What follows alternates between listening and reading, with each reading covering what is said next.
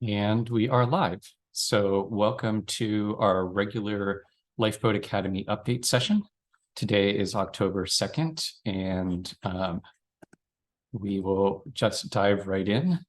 We always start with a land acknowledgement as a reminder that the land was here before we were.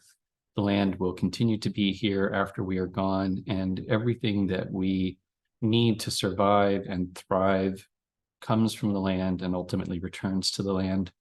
So we start with a land acknowledgement as a way of acknowledging our place in the landscape as one aspect of a larger environment.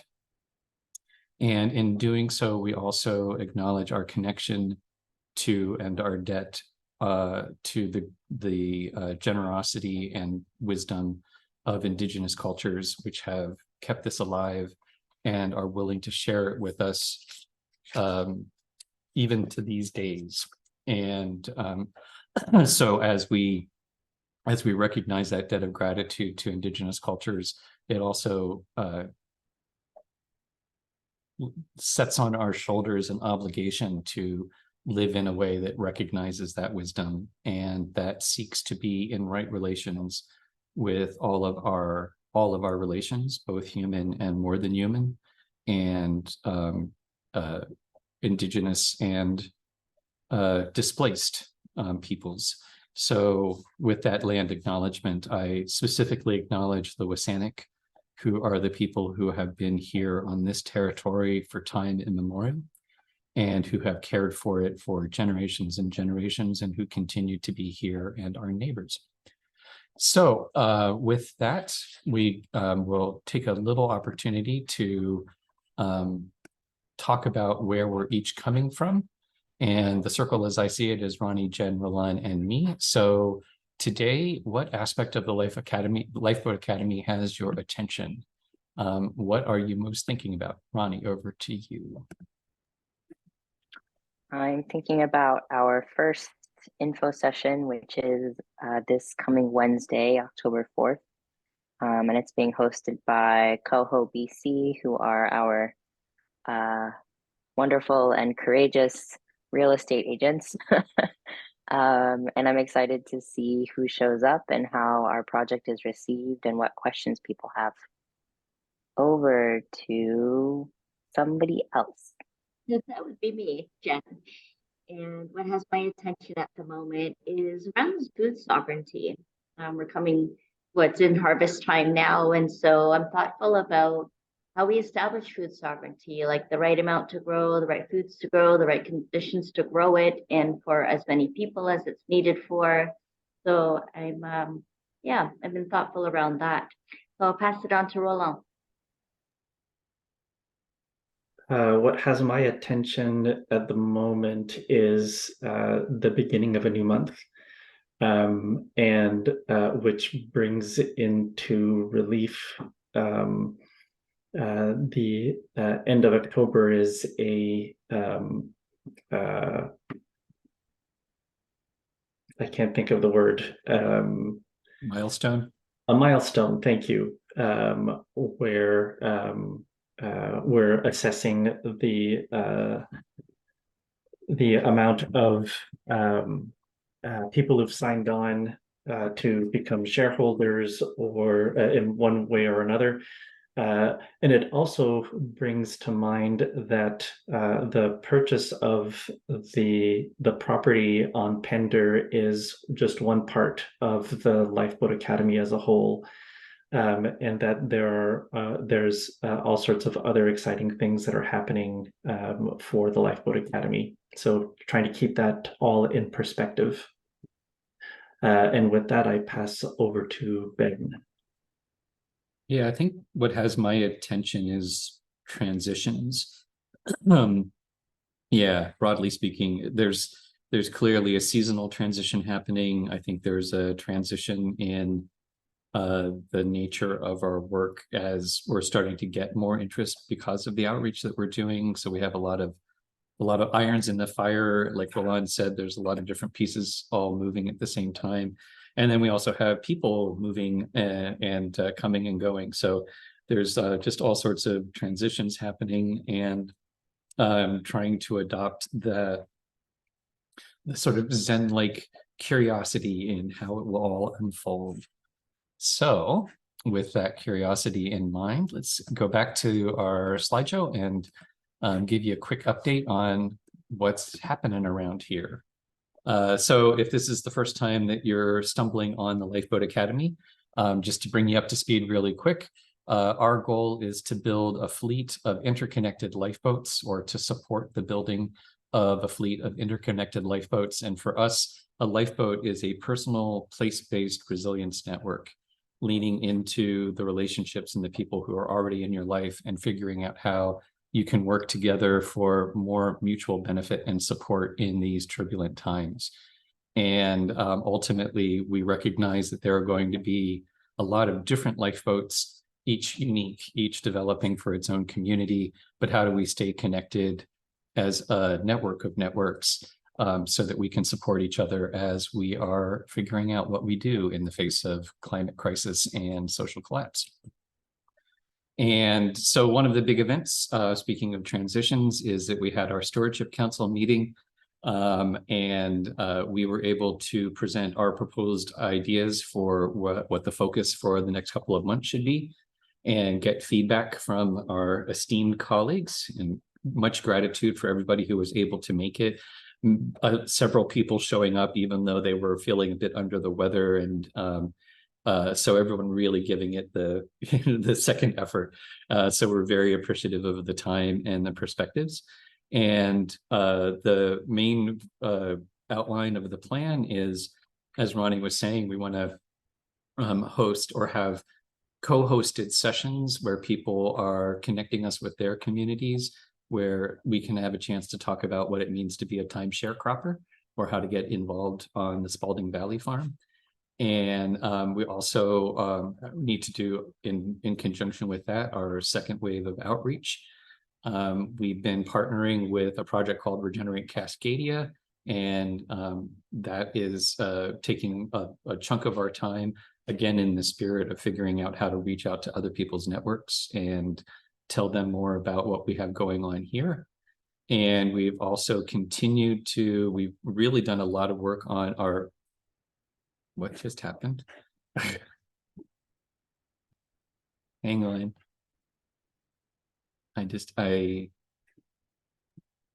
Everything looks fine on my end. Oh, on my slideshow just stopped. It went away. So, and we're also, we've done a lot of work on the CRM and basically our support system for people who are expressing interest in the Lifeboat Academy or the farm. And of course, we still have our articles of incorporation to finalize. So with that, I'm going to hand over to Ronnie to talk a little bit about what we've been doing in terms of outreach and that work. Over to you, Ronnie. Yeah, so we are easing into our second wave of outreach, which we're really focusing around the specific events that we have going on, both to invite people who might be interested into the project and to support people who are already involved.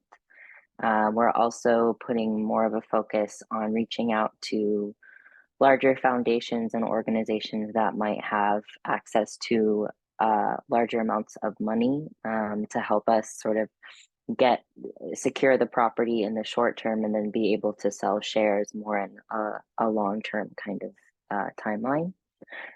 We also have our first info session scheduled, which, as I mentioned, it's this Wednesday at 7 p.m. And if you are on our email list, you will have received information about that. You can also follow us on social media, and we will be posting about that later today.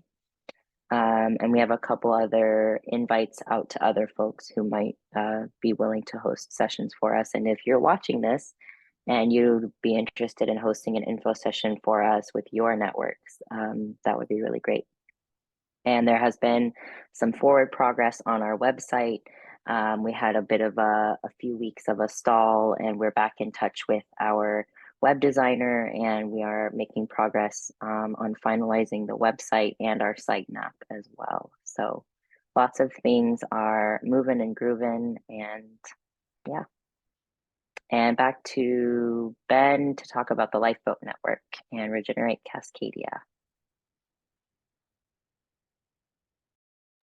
And I just wanted to add to that, if you are potentially interested in hosting an info session, it's really quite simple. We can do the presentation, we can host it as a Zoom call or in person if you happen to be near enough and that works for you. So we can take most of the work on. We just need you to connect us with your peeps who you think might be interested in what we're talking about. And so one of the things that has happened in the last week or so has been some change in plans around Regenerate Cascadia. Basically just through sort of some mixed communication, some confusing communications, and some time limits. We've just decided that it doesn't make sense for us to host a stop on the Regenerate Cascadia tour.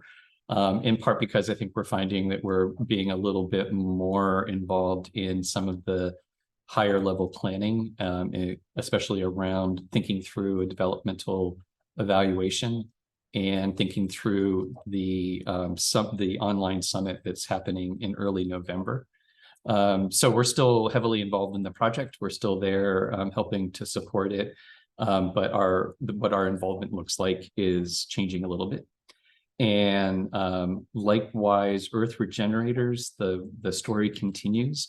Ronnie and I were able to host a navigation session of navigating via tensions as part of the Earth Regenerators Clearinghouse. And it was very, very warmly received. And we think that there's a number of opportunities for how we can support Earth Regenerators at this point. In a way, Earth Regenerators is a model of a lifeboat, and a different kind of a lifeboat, but still one that a lot of the tools and techniques that we're promoting would seem to help. We also have established our office hours and a new navigation schedule. Office hours are every day, Monday through Friday. Some are in the morning, some are in the afternoon, some are in the evening. And as part of our outreach, we're widely promoting when those office hours are. And they are an easy drop-in session. So if you have any questions, you want to chat about anything, you just want to touch base and see how things are going, please feel free to stop by our office hours. And likewise, our navigation sessions now, we're offering alternating every other week, Tuesday evening at 7 p.m. Pacific and Wednesday morning at 10:30 a.m. Pacific. So we're excited to have those new navigation sessions posted. And we've done a whole wackadoo of adding more materials to our help desk and doing some more updating there, or reformatting. And that's just going to be sort of an ongoing process. So with that, I'm going to pass over to Jen to talk about some comings and goings on the farm. There's been some activity here at Spalding Valley Farm with some people coming and some people leaving. And Paul, who's been a long time resident here on the farm, has moved to be closer to his family. So we're wishing him well. His son helped get him off out there. And thanks to Jake and all the others who made that possible. I know it was a lot, and we really appreciate you. And then Sandra was here for a couple of weeks, and she completed her gumboot boot camp, which is part of our onboarding process for farmer caretakers or interns, and way of being able to see how we live and work together. And then Brandon also came for a visit. He's a new potential intern, and we're just in the midst of arranging for his visit on the farm to spend some more time with us. So we're looking forward to that. Over to Roland or the next person.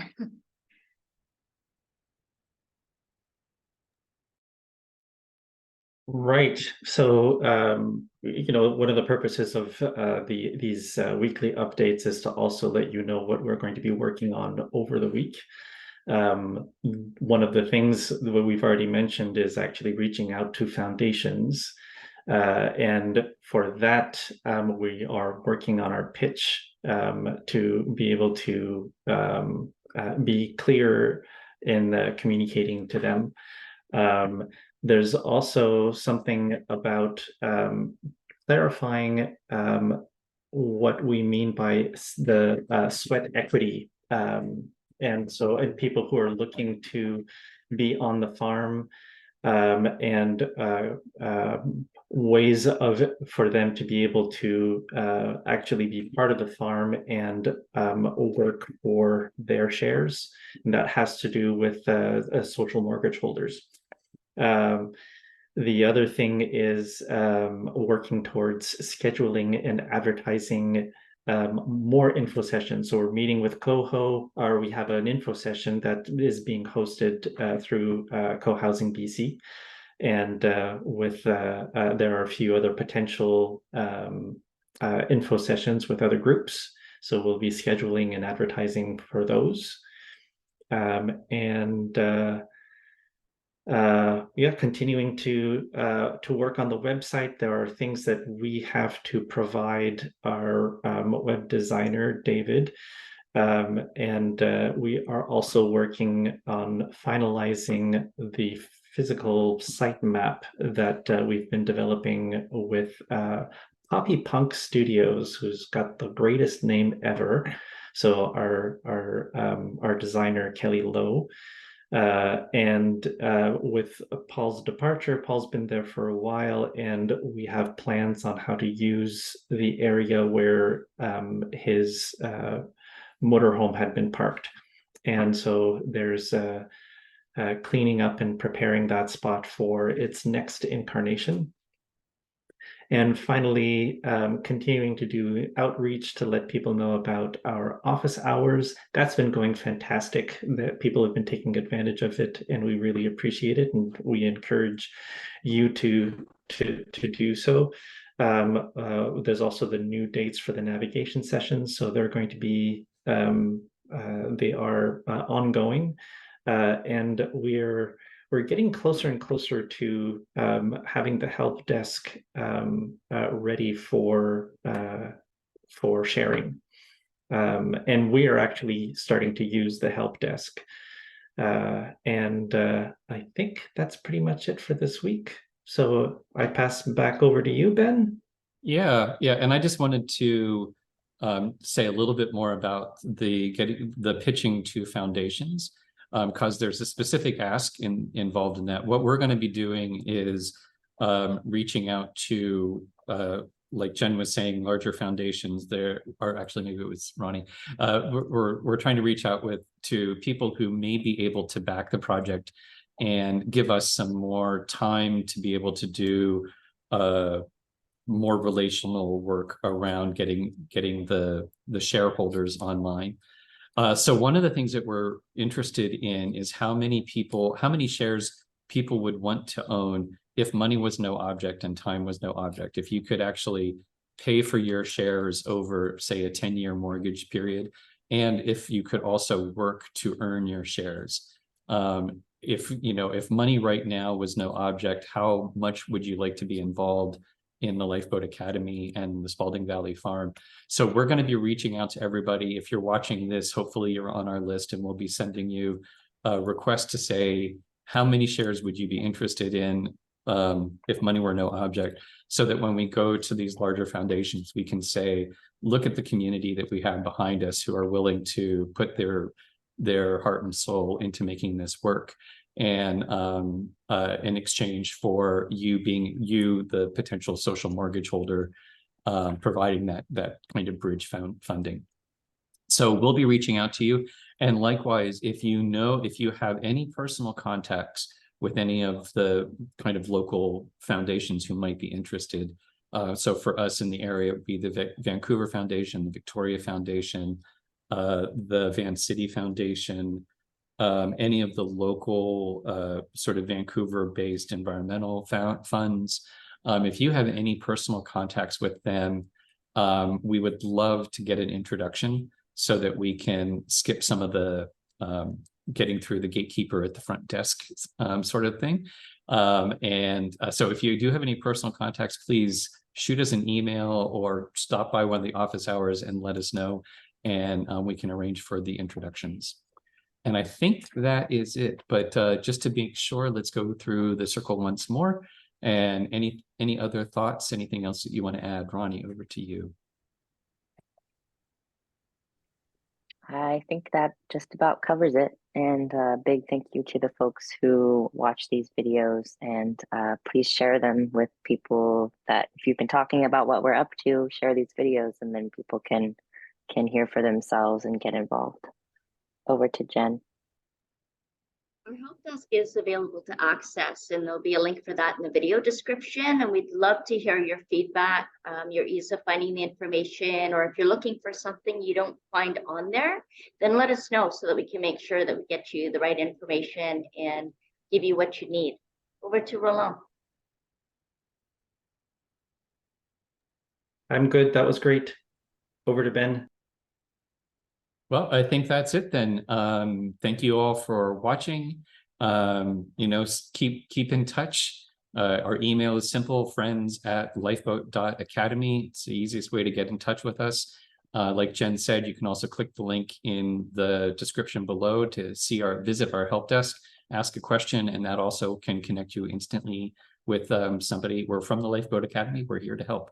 So I think with that, we'll say goodbye until next week and see you then. Bye.